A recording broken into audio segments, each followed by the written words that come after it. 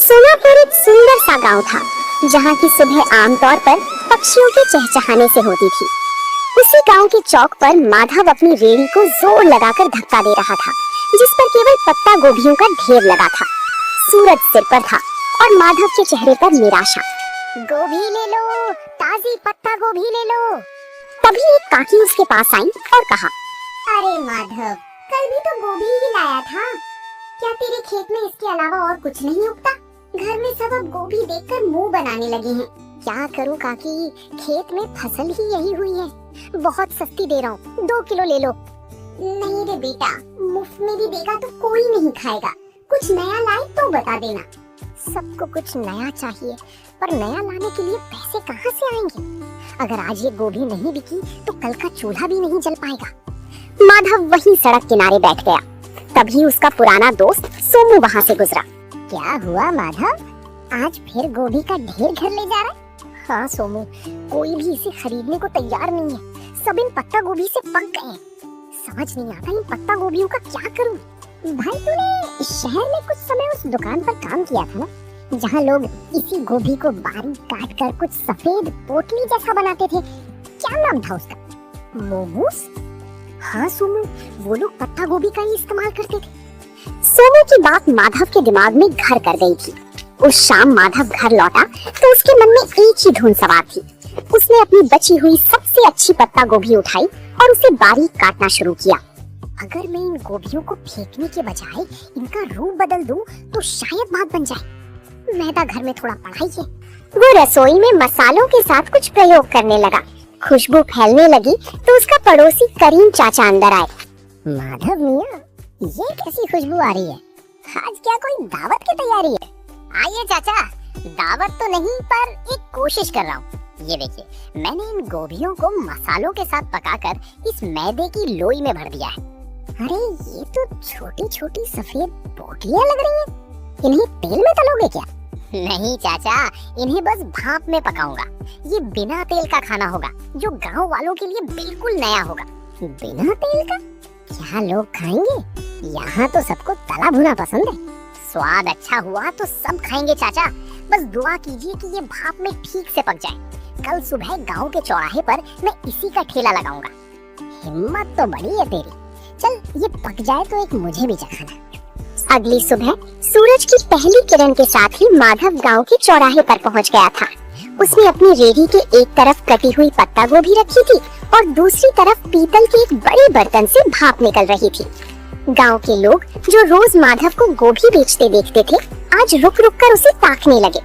तभी गांव का हलवाई बनवारी उसके ठेले पर आया और कहने लगा, अरे माधव, आज तेरा ये पत्ता गोभी का ठेला बड़ा चमक रहा है।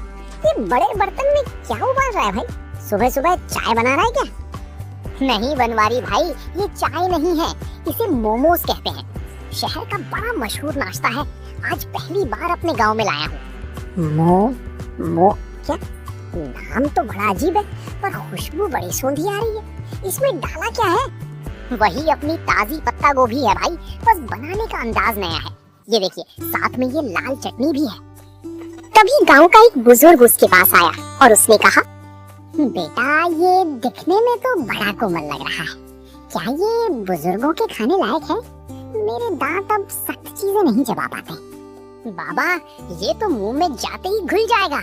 ये भाप में पका है, बिल्कुल रूई जैसा नरम। आप बस एक बार जरा सा चक्कर देखिए। बुजुर्ग ने एक छोटा सा टुकड़ा चखा। पूरा चौराहा शांत हो गया। सब बुजुर्ग के चेहरे के भाव देख रहे थे। जैसे ही बुजुर्ग ने मोमोज का टुकड़ा चबाया, उनके चेहरे पर एक बड़ी सी मुस्कान फैल गई। माधव ने उन्हें थोड़ी और लाल चटनी दी। देखते ही देखते वहाँ मौजूद दूसरे लोग भी अपनी बारी का इंतजार करने लगे। वाह माधव, ये तो वाकई कमाल की चीज है। इतना नरम और जायकेदार, और ये लाल चटनी, इसने तो सोई हुई जुबान को जगा दिया। तभी वहाँ माधव का दोस्त सोमू भी आ जाता है। माधव, मुझे भी एक प्लेट दे भाई। कल तो तू बड़ा परेशान था और आज तूने यहाँ कमाल कर दिया। अब जल्दी जल्दी इसका स्वाद सबको चखा दे, लोग इंतजार कर रहे हैं। हाँ सोमू, सबको दूंगा, पर ध्यान रखना चटनी थोड़ी तीखी है, संभल कर खाना। अरे माधव, तीखा ही तो असली मजा है। शहर में लोग क्या वाकई रोज यही खाते हैं? मुझे तो लगता था वहाँ के लोग बस महंगा खाना जानते हैं। हाँ काका, शहर में तो इसे खाने के लिए लंबी लाइनें लगती हैं। मैंने सोचा जब हमारे खेत में इतनी अच्छी गोभी होती है तो हम गांव वालों को ये स्वाद क्यों ना मिले। भाई माधव, तूने तो मेरी मिठाई की दुकान के सामने रौनक लगा दी। एक प्लेट मेरे लिए भी लगा। देखूं तो सही, इस पत्ता गोभी के नए अवतार में ऐसा क्या जादू है। दोपहर होते होते माधव की सारी पत्ता गोभी खत्म हो गई थी, लेकिन सब्जी के रूप में नहीं बल्कि मोमोज के रूप में। माधव ने आज पहली बार अपने हाथ में इतने पैसे देखे थे। उसकी आंखों में खुशी के आंसू थे और मन में एक नया हौसला। उसे समझ आ गया था कि मेहनत और नयापन कभी बेकार नहीं जाता। जिसके बाद अगले कुछ दिनों तक माधव का काम तेजी से चल पड़ा। अब लोग सुबह से ही माधव के आने का इंतजार करने लगे थे। लेकिन जैसे जैसे काम बढ़ा, माधव के पास संसाधनों की कमी होने लगी। उसके पास सिर्फ एक छोटा बर्तन था और अकेले सारा काम करना उसके लिए मुश्किल होता जा रहा था। गोभी काटना, मैदा गूंदना, फिर उसे बेलना और फिर भाप देना, अकेले करते करते हाथ जवाब देने लगे। पर अगर रुक गया तो लोग निराश हो जाएंगे। तभी करीम चाचा उसके पास आते हैं और कहते हैं, क्या बात है माधव मियाँ, काम कैसा चल रहा है? आज चेहरे पर वो चमक नहीं है जो हमेशा रहती है। काफी थके थके से भी लग रहे हो। चाचा काम तो बहुत है पर हाथ सिर्फ 2 हैं। लोग को मेरे हाथों के मोमोज बहुत पसंद आने हैं और अब वे उसे ज्यादा मात्रा में मांग रहे हैं। और मेरे पास बर्तन इतना छोटा है कि एक बार में सिर्फ 10-12 मोमोज ही बन पाते हैं। अरे ये तो बहुत अच्छी बात है। अगर बरकत हो रही है तो घबराता क्यों है? शहर जा और एक बड़ा स्टीमर लेकर आ। और सुन, सारा काम अकेले क्यों करता है? किसी को साथ लगा ले। पैसे तो आ रहे हैं चाचा, पर क्या ये काम टिकेगा? कहीं लोग 4 दिन बाद ऊब गए तो मेरी सारी कमाई डूब जाएगी। मेहनत कभी नहीं डूबती बेटा। तूने साधारण सी पत्ता गोभी को पहचान दिलाई है। अब खुद को एक बड़ा व्यापारी बनाने की सोच। करीम चाचा की सलाह मानकर माधव ने अगले दिन अपनी रेहड़ी नहीं लगाई। वो पास के बड़े कस्बे के बाजार गया। वहाँ की भीड़ भाड़ देखकर उसे अपने पुराने दिन याद आ गए, जब वो दूसरों की दुकानों पर काम करता था। आज वो अपनी खुद की दुकान के लिए सामान खरीदने आया था।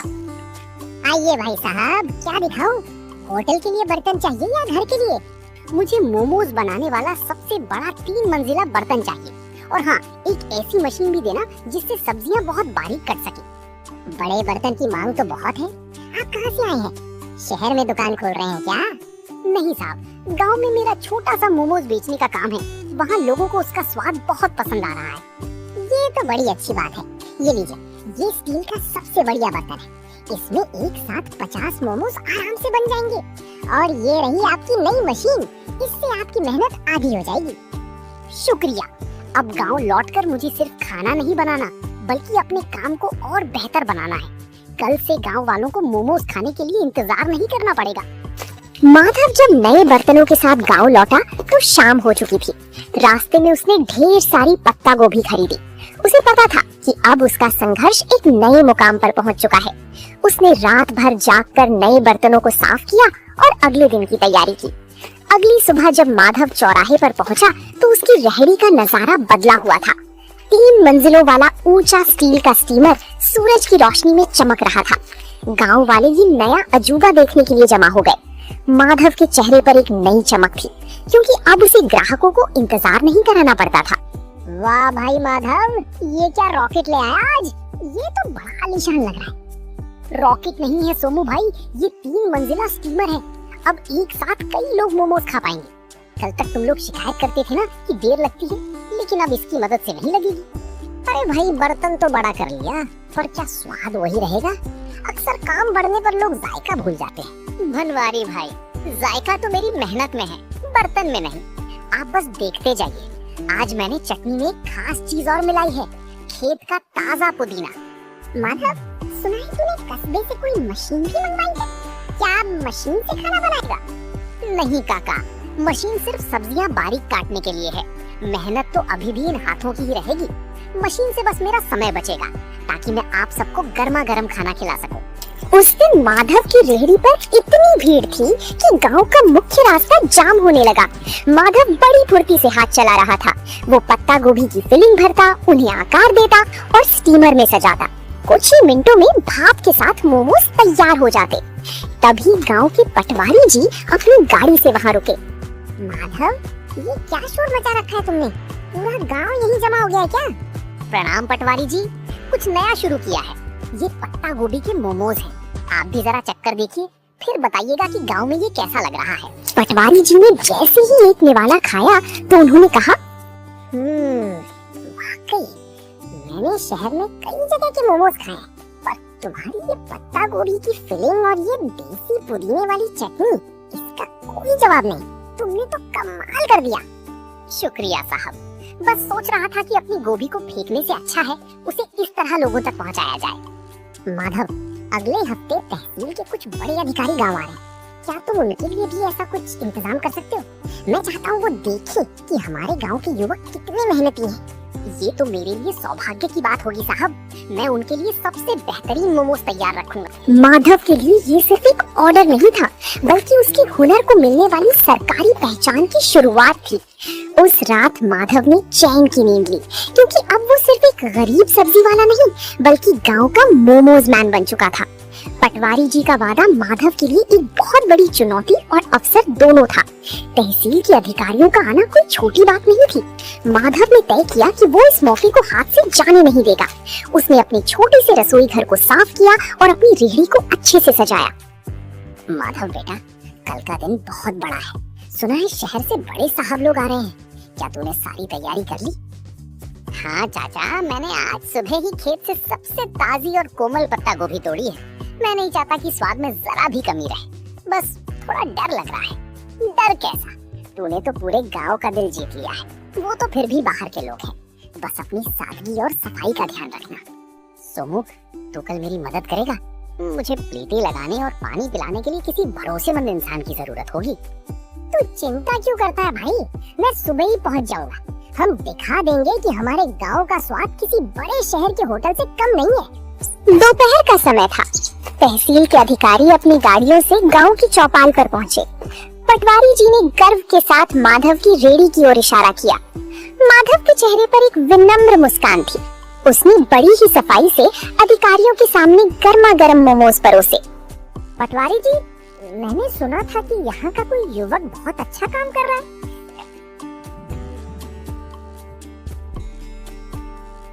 अरे ये तो वाकई लाजवाब है। इतना हल्का और इतना शुद्ध स्वाद। शुक्रिया साहब, ये सब मेरे खेत की पत्ता गोभी का कमाल है। मैंने इसमें कोई बनावटी मसाला नहीं डाला है। हैरानी की बात तो ये है कि गांव के माहौल में तुमने इतनी सफाई और हाइजीन का ध्यान रखा है। तुम्हारा ये तरीका वाकई काबिले तारीफ है। माधव, क्या तुम कभी शहर आकर अपना स्टॉल लगाना चाहोगे? वहाँ तुम्हें और भी बड़ा बाजार मिल सकता है। साहब, शहर में तो बहुत लोग हैं। मैं चाहता हूँ कि मेरे गांव के लोगों को यहीं पर अच्छी और नई चीजें खाने को मिले। मैं यहीं रहकर अपने काम को बड़ा बनाना चाहता हूँ। बहुत खूब, तुम्हारी ये सोच देखकर अच्छा लगा। हम तुम्हारी मदद करेंगे ताकि तुम एक छोटी सी पक्की दुकान खोल सको। हमें ऐसे ही मेहनती युवाओं की जरूरत है। अधिकारियों ने न केवल पेट भर खाया, बल्कि जाते समय माधव की काफी तारीफ भी की। उस दिन माधव को समझ आया कि सफलता के लिए गांव छोड़ना जरूरी नहीं, बल्कि अपनी जगह रहकर कुछ अलग करना जरूरी है। अधिकारियों की मदद और अपनी मेहनत की कमाई से माधव ने आखिरकार गांव के मुख्य चौराहे पर एक छोटी सी पक्की दुकान किराए पर ले ली। अब उसे धूप और बारिश में रेहड़ी खड़ी करने की चिंता नहीं थी। उसने अपनी दुकान का नाम रखा माधव का देसी जायका। दुकान की दीवारों पर उसने खेत और गांव के सुंदर चित्र बनवाए थे। अरे भाई माधव, अब तो तू सेठ बन गया। इतनी सुंदर दुकान और वो भी गांव के सबसे मुख्य मोड़ पर। अब तो हमें बैठने के लिए कुर्सियां भी मिलेंगी। सेठ नहीं बनवारी भाई, बस आप सबका प्यार है। दुकान पक्की हो गई है तो क्या हुआ, स्वाद तो आज भी वही मिट्टी से जुड़ा रहेगा। आइए, आज उद्घाटन के दिन पहली प्लेट आप ही के नाम। माधव मियाँ, देख रहे हो, जहाँ तू कभी गोभी का ढेर लेकर उदास बैठा रहता था, आज वहाँ तेरे नाम की धूम मची है। मैंने कहा था ना, गोभी को पहचान तूने दी है। चाचा, ये सब आपकी बातों का ही असर है। अब मैंने सोचा है कि मैं गांव के 2 और बेरोजगार युवकों को यहाँ काम पर रखूंगा। उन्हें मैं खुद ट्रेनिंग दूंगा ताकि वो भी अपना हाथ साफ कर सके। बहुत नेक ख्याल है बेटा। तरक्की वही है जो सबको साथ लेकर चले।